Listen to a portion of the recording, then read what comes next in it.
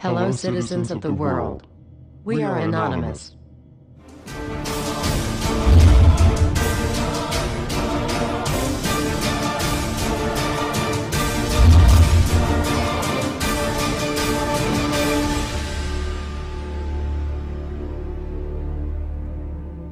Dear brothers and sisters, now is the time to open your eyes.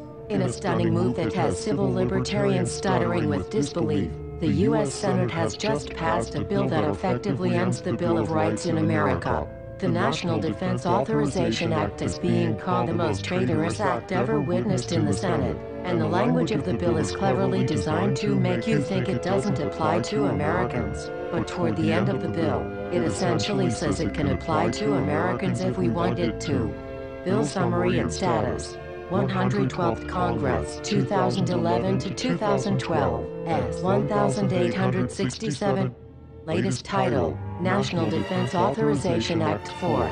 This bill, passed late last night in a 93-7 vote, declares the entire USA to be a battleground upon which U.S. military forces can operate with impunity, overriding posse comitatus and granting the military the unchecked power to arrest, detain, interrogate and even assassinate U.S. citizens with impunity. Even Wired magazine was outraged at this bill, reporting, "Senate wants the military to lock you up without trial."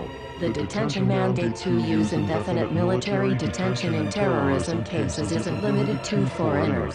It's confusing, because two different sections of the bill seem to contradict each other. But in the judgment of the University of Texas Robert Chesney, a nonpartisan authority on military detention, U.S. citizens are included in the grant of detention authority. The passage of this law is nothing less than an outright declaration of war against the American people by the military-connected power elite. If this is signed into law, it will shred the remaining tenets of the Bill of Rights and unleash upon America a total military dictatorship, complete with secret arrests, secret prisons, unlawful interrogations, indefinite detainment without ever being charged with a crime, the torture of Americans and even the legitimate assassination of U.S. citizens right here on American soil. If you have not yet woken up to the reality of the police state we've been warning you about, I hope you realize we are fast running out of time. Once this becomes law, you have no rights whatsoever in America, no due process, no First Amendment speech rights, no right to remain silent, nothing. The U.S. Senate does not want us to speak. I suspect even now orders are being shouted into telephones and men with guns will soon be on their way. Why? Because while the truncheon may be used in lieu of conversation, words will always retain their power. Words offer the means to meaning, and for those who will listen, the enunciation of truth.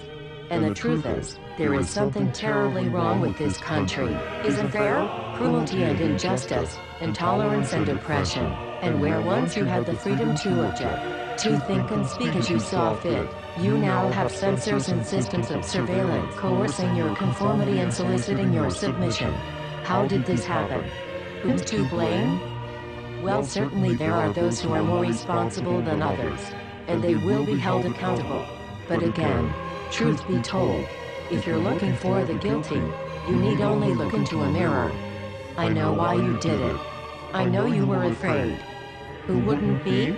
War, terror, disease. There were a myriad of problems which conspired to corrupt your reason and rob you of your common sense. Fear got the best of you, and in your panic, you turned to the now president in command, Barack Obama. He promised you order. He promised you peace.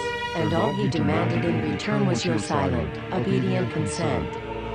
More than 400 years ago, a great citizen wished to embed the 5th of November forever in our memory. His hope was to remind the world that fairness, justice, and freedom are more than words, they are perspectives. So if you've seen nothing, if the crimes of this government remain unknown to you, then I would suggest that you allow the 5th of November to pass unmarked. But if you see what I see, if you feel as I feel, and if you would seek as I seek, then I ask you to stand beside one another, 1 year from November 5th, 2011, outside the gates of every courthouse of every city demanding our rights. Together we stand against the injustice of our own government. We are Anonymous. We are Legion. United as one. divided by 0. We do not forgive censorship. We do not forget oppression. U.S. Senate. Expect us.